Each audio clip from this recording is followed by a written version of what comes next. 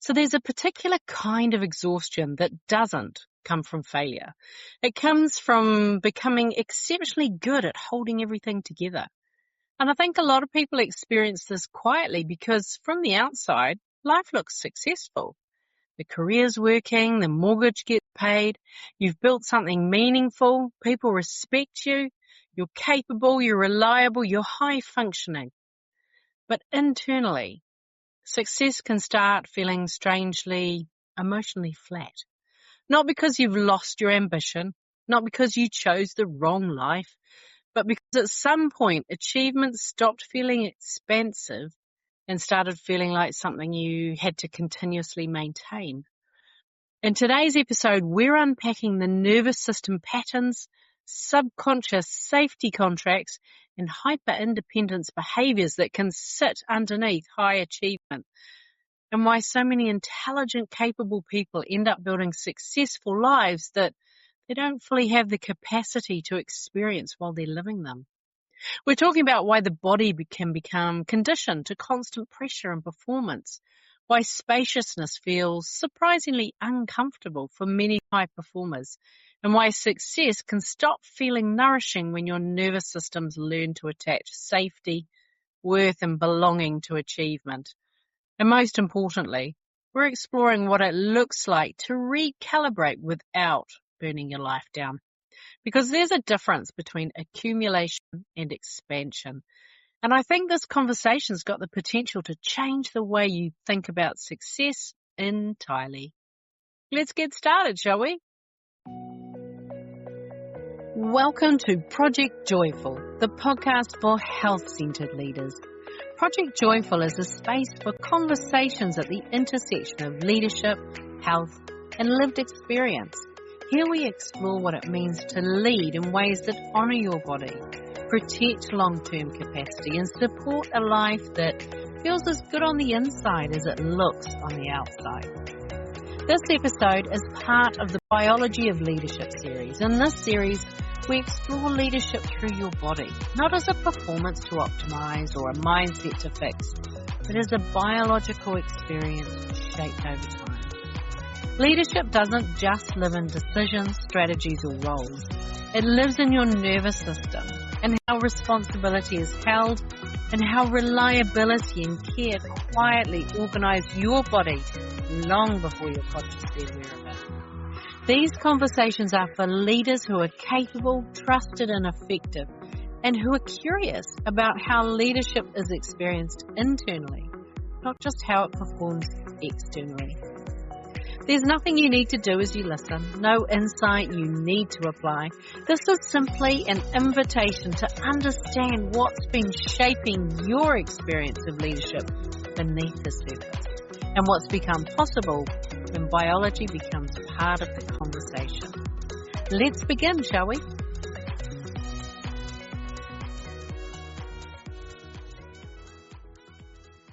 When success stops feeling like success, it can be deeply disorienting because from the outside, your life looks objectively good. You have the house, the manageable mortgage, the career that you've worked incredibly hard for, the nice car in the driveway. You go on a beautiful holiday every year. You can afford good coffee, great skincare, good restaurants. You've built a life that younger you would have probably looked at and thought, wow, we made it. And yet there are those moments when you finally deliver the thing or the board paper, the transformation project, the strategy presentation you've been carrying in your head for 3 weeks. Everyone's thrilled. And maybe for a brief moment you feel it too. Then your brain is already on to the next thing, the next meeting, the next deliverable, the next quarter, the next problem to solve, the next person relying on you. It's like your nervous system never fully receives the achievement. It just registers that the immediate pressure's passed. I think that's why so many people quietly fantasize about disappearing for a month. Not dramatically, not in a burn my life down and move to Bali kind of way. More like a small cottage somewhere near the ocean where nobody needs anything from you. Long mornings, drinking coffee slowly while your nervous system stops anticipating the next demand.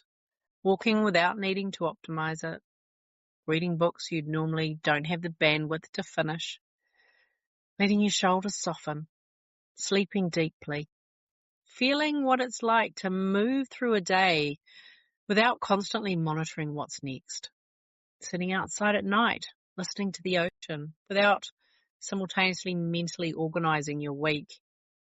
And it's not because your life's bad. It's not because you hate your career. You enjoy it. It's not because you're ungrateful for what you've built, but because there's a difference between carrying a successful life and actually having the capacity to experience it while you're living it. And I suspect a lot of us spend so many years chasing that dream that we become incredibly skilled at building this amazing, successful life without ever really learning how to feel safe enough to fully live inside it. I can see now when I look back on my own career how much emotional weight I had attached to achievement. Early on, I was incredibly driven to get my foot on that finance leadership ladder. I wanted to be perceived as an expert, credible, intelligent, someone whose opinion carried weight in the room. And at the time, I would have told you I was ambitious, motivated, career-focused. And all of that was true because I genuinely loved a lot of it. I mean, for example, one role I had when I was living in the UK, I was a program manager and I was overseeing a project that spanned both the UK and the USA. So I'd fly back from the US on a Friday, spend the weekend jet lagged, and then get to do it all again the following week. I travelled once a month, so by the time my body had adjusted, it was time to get back on another plane. And honestly, I loved it at the time. I loved the pace, the responsibility, the stimulation, the travel, working in exotic locations, building something meaningful, being trusted with big things. There was a part of me that felt incredibly alive inside that world. But in hindsight, the energy equation was a lot. And eventually my body did pay the price for all of that stimulation. At the time, though, I don't think I recognized it that way. I think I mistook stimulation for capacity. And what's interesting is that actually nobody explicitly asked me to give that much of myself. Nobody sat me down and said, well, this is how you do it. This is how you lead. This is the price of success. I just unconsciously assumed that that's what high performers did. So I over-delivered. I became the person who could always be relied on, the person who carried the extra responsibility, who absorbed the pressure, solved the problem, figured it out before anyone else even realized there was an issue. All good stuff when you're a program manager, right? Externally, it worked. It brought opportunities, it brought financial security, incredible experiences, recognition, growth. It built a beautiful life. But what I didn't understand at the time was that achievement can quietly become something we unconsciously reach for to create temporary emotional relief. Because for a little while, the achievement quietens that uncertainty. You feel more certain of yourself, more settled, more secure in your place. But if your sense of worth is still sitting underneath that achievement, the feeling never really fully lasts. So you keep moving. The next role, the next opportunity, the next level of responsibility, the next thing that proves that you belong in the room that actually you're already standing in. And at some point I started to question whether I wanted to keep giving this much of myself in order to maintain it. Not because I wanted less ambition, but because I was beginning to realize that there's a difference between building a successful life and building a life that actually has the capacity to nourish you while you're living it. The more I've reflected on this over the years, the more I've realized that a lot of my ambition, it wasn't just about achievement. It was also about safety, not consciously. I don't think I was walking around actively thinking, oh, if I achieve enough, then I'll finally feel secure. But when I look back, honestly, I can see how much emotional meaning I'd attached to being capable, being self-sufficient and high-performing. I watched Dad work incredibly hard, and I think somewhere along the way I absorbed this idea that this is just what capable adults do. You work hard, you carry responsibility, you push through, you keep going. And I think a lot of us inherit these ideas long before we ever consciously examine them. And for me, competence became deeply tied to identity. Being capable felt good. Being needed felt good. Being able to rely on myself felt safe. I became very attached to being the person who could handle things. And over time, that just became normal. It became the way that I moved through the world. Somewhere underneath it all were these very quiet subconscious ideas I never consciously questioned. Things like, if I make my own money, I'll be safe. If I become indispensable, I'll be safe. If I never need too much from anyone, they won't leave me.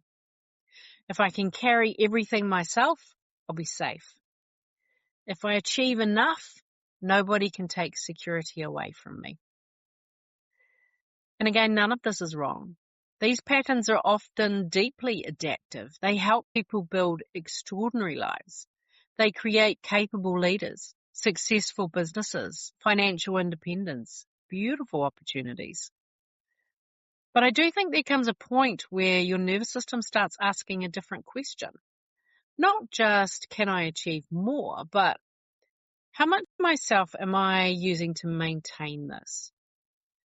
Because when competence becomes your primary strategy for safety, the body can struggle to fully relax, even after success arrives. You become very good at functioning, very good at delivering, very good at holding everything together. But internally, there can still be this subtle vigilance underneath it all.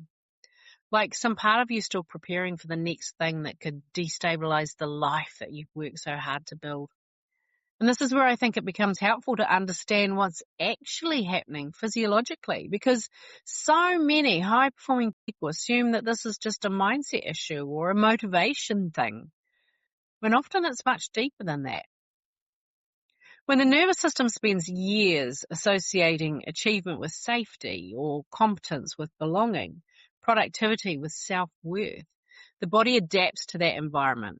It becomes incredibly efficient at anticipation, pressure management, problem solving, and performance. And looking back now, I can see how much of my own life became organized around staying ahead of things, thinking ahead, managing risk, carrying responsibility, keeping everything moving. My brain became my primary survival strategy, and because everything seemed to be working from the outside, I didn't really question the cost of it for a long time. And it's interesting because I think a lot of intelligent, technical, highly capable people end up living very neck up. You override the tiredness, the emotion, you override bodily feedback. You push through because you can. And eventually that way of functioning becomes so habitualized that you stop noticing how much energy it's actually taking to maintain. Hans Selye, one of the foundational researchers in stress physiology, spoke about how the body responds to sustained demand. And what I find particularly fascinating about that is that the nervous system doesn't necessarily differentiate between good stress and bad stress in the way that we often think that it does. Ambition, travel, pressure, excitement, responsibility, growth, constant stimulation, the body still has to adapt to all of it. And people are remarkably adaptive. We can normalize almost anything. The challenge is that adaptation doesn't necessarily mean nourishment. Sometimes it simply means the body's become accustomed to a level of stress or stimulation or pressure that would have once felt unsustainable. I think that's part of what happened to me. What once felt exciting and expansive slowly became normal. The pace became normal. The stimulation became normal. The pressure became normal. My body got very good at functioning inside high demand environments. But functioning and nourishment aren't the same thing. And this is also why achievement can start feeling strangely emotionally flat over time. Not because you're ungrateful, not because your life's wrong, but because the nervous system can begin experiencing achievement as temporary relief rather than true fulfillment. So what does this mean? Well, you finish that project or you deliver the presentation, you hit the milestone, And for a moment, there's an exhale because the immediate pressure is past. Then almost immediately, your body starts orienting towards the next thing, the next deadline, the next responsibility, the next thing that needs holding together. And when that pattern repeats for long enough, success can quietly start feeling more like maintenance than expansion. And I want to be clear about this. It's not because ambition is bad, right? I'm not giving ambition a bad rap because I think ambition's great. But it's because your body never really learned that it was safe to stop performing long enough to fully receive the life that you've built. And I think this is the point where a lot of people start assuming something must be wrong. Maybe I'm in the wrong career. Maybe I've lost my drive. Maybe I need like a completely different life. But honestly, I don't think that's true for most people. I don't think the answer is necessarily less ambition. I think the deeper question is whether ambition still requires self-abandonment as the operating system underneath it. Because there's a difference between expansion and accumulation. Accumulation's more titles, more responsibility, more output, more proof, more things to hold together. And for a while, accumulation can feel incredibly validating because externally it often looks like growth. But expansion feels different. Expansion feels like having the capacity to actually experience your own life while you're living it. Feeling spacious enough internally to enjoy what you've built instead of constantly bracing for what's next. Feeling successful without your nervous system needing to stay in perpetual anticipation of the next demand, the next problem, the next thing to prove. I think that's why spaciousness has become such a luxury for so many high-performing people. Not luxury in the performative sense, not like doing nothing, not abandoning ambition or becoming less effective. I mean the luxury of having enough internal space to sit at dinner without mentally organising tomorrow. Or enough nervous system capacity to go on holiday and actually arrive there emotionally. Enough safety in yourself that your worth no longer rises and falls quite so dramatically with your performance. Because some women aren't exhausted from the success they created. They're exhausted from the psychological weight attached to maintaining it. And there's grief in realizing that sometimes the thing that you worked so hard to achieve, well, it didn't fully deliver the emotional experience that you thought it would. Not because the achievement was meaningless, but because success was carrying expectations that it was never designed to fulfill. Safety, worth, belonging, enoughness. It's a lot for achievement to hold, right? And I think that this is the recalibration, not burning your life down, not walking away from everything you've built, but becoming honest about the internal experience you want to have inside your success. Because you can be deeply ambitious and still want softness. You can love your career and still want more spaciousness. You can be extraordinarily capable and no longer want your nervous system living in constant vigilance in order to maintain it all. It's the beginning of asking a different question about what success gets to feel like once you get there. I think this is also the point where we begin realizing that recalibration doesn't have to mean collapse. You don't have to wait for the piano of purpose to fall on your head before you start asking whether the way you're living actually feels sustainable or nourishing or aligned with the version of you that you're becoming. And I think that's important because so many high-performing people assume the only options are to either keep pushing at the same pace indefinitely or to burn their whole life down and start again. But there's a lot of space between those two extremes. Sometimes the shift is more subtle than that. Sometimes it's learning that rest doesn't have to be earned through exhaustion. Noticing how uncomfortable spaciousness can initially feel when your nervous system spent years becoming accustomed to motion, to pressure and responsibility. Sometimes it's letting yourself receive support instead of automatically assuming everything depends on you. Sometimes it's allowing success to become something that you actually experience instead of something you continuously maintain. And I think for people who've spent years organizing themselves around competence, they can feel surprisingly vulnerable at first. Because when hyper-independence has been linked to safety for a long time, softness can initially feel unfamiliar. Spaciousness can feel unproductive. Slowing down can feel almost psychologically unsafe, even when there's no actual threat present. But that doesn't mean something's gone wrong. It just means that your nervous system learned survival through responsibility, self-reliance, and overfunctioning. And now perhaps your body's asking for a different relationship with success. Not necessarily less ambition, less leadership, or less impact, just less self-abandonment underneath all of it. Because you don't have to earn the right to feel at home inside your own life. And maybe this is what real success starts looking like over time. Not simply building a life that appears successful externally, but creating enough internal safety that you can actually soften into the life you've already worked so hard to build. And honestly, I think this conversation matters because so many people wait until their body forces the issue before they give themselves permission to reassess the way they're living. They wait for the burnout, the health scare, the relationship breakdown, the moment where the nervous system finally says, listen, I can't keep carrying this at this pace anymore. But I don't think you need to wait for your life to become unbearable before you allow yourself to want a different internal experience of success. You don't need to justify the desire for more spaciousness simply because everything looks fine from the outside. You don't need to prove that you're struggling enough before you're allowed to recalibrate the way you move through your life.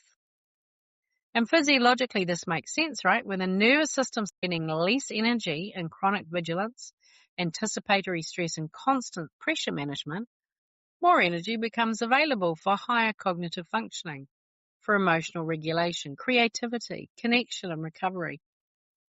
The body's no longer diverting so much of its resources towards simply maintaining safety and control. There's a very different quality of leadership that emerges when success is no longer carrying the full weight of your worth, your identity, and safety. Decisions become cleaner. Boundaries become clearer.